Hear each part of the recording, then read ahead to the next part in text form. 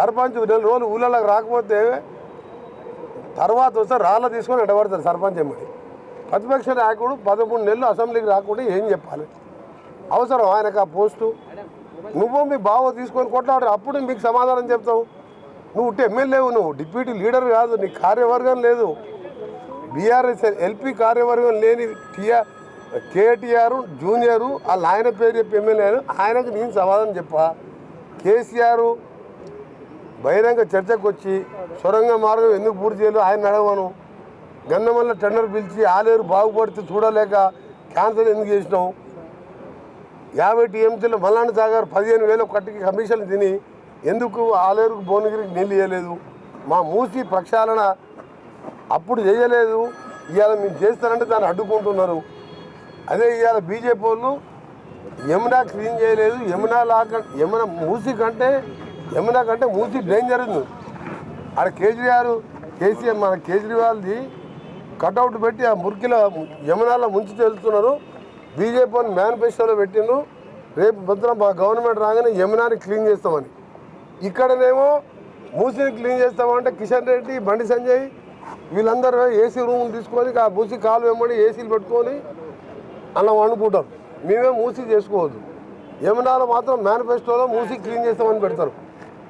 నమామి గంగా చేసినాం, సబర్మతి చేసినాం, యమునా కూడా చేస్తాం. ఇవాళ బీఆర్ఎస్ వాళ్ళకు మూసి గురించి అసలు దాని మీద అవగాహన లేదు.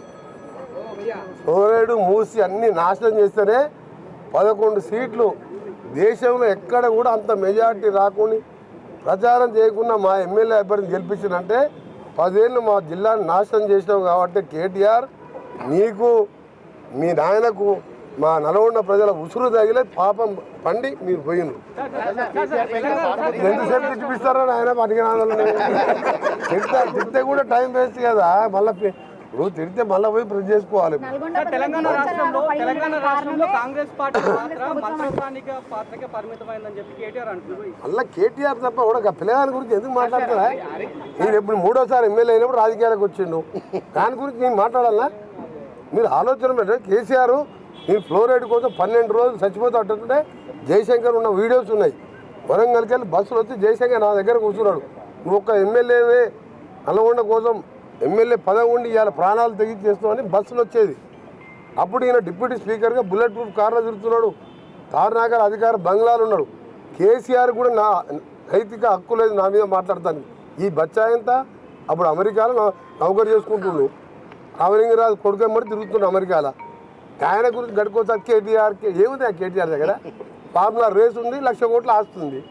ఆ పైసలు ఓంటెడ్ దగ్గర 1,00,000 కోట్లు లేవు. కానీ ప్రజల కోసం పోరాటం చేసి ఒక రైతు బిడ్డగా పైకి వచ్చిన అందుకని అడిగితే కేసీఆర్ కన్నా అడిగినా అర్థం ఉంది. కానీ కేటీఆర్ హరీష్ ఏముందా వాళ్ళ దగ్గర? దోసుకున్న సొమ్ము ఉంది, ఆందోళనని బెదిరించి వసూలు చేసుకున్న సొమ్ము ఉంది. మీ సీఎం సెక్రటరీ వాడకుండా ఇంటికి మంత్రులను పిలిపించుకొని అవమానపరుస్తున్నట్టు హరీష్ ట్వీట్ చేసింది. మళ్ళీ హరీష్ రావంటారు. దానికి డిప్యూటీ లీడర్ ఉంటాడు.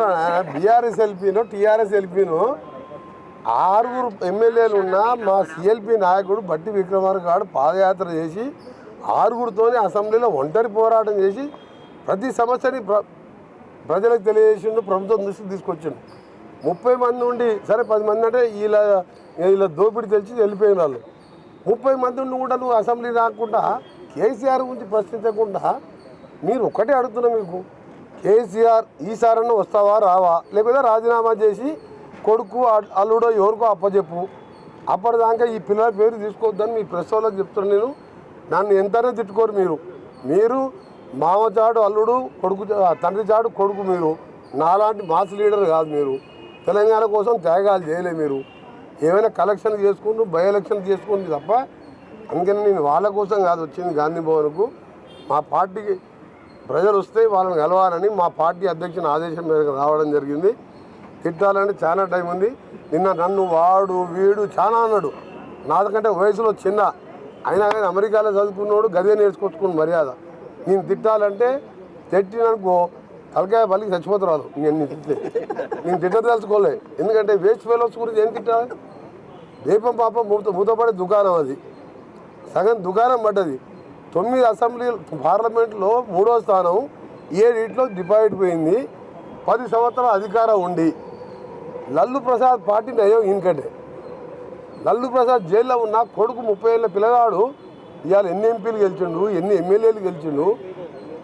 జైలు పోకుండా బయట ఉన్న కేసీఆర్ ఒక్క పార్లమెంట్ గెలవలే, 16 ఇట్లా గుండు చిన్న 7 డిబేట్ పోయింది. ఇంకా నీ పార్టీ అసలు నేను ఆ ప్లేస్లో ఉంటే ఎప్పుడో ఆ పార్టీని మూసేసుకొని ఎగ్జామ్ చేసుకునేవాని పోయి. ప్రపంచంలో ఏ మూల ఏ క్షణం ఏం జరుగుతుందో వేగంగా తెలుసుకోవడానికి తొలి వెలుగు వాట్సాప్ ఛానల్ని ఫాలో చేయండి.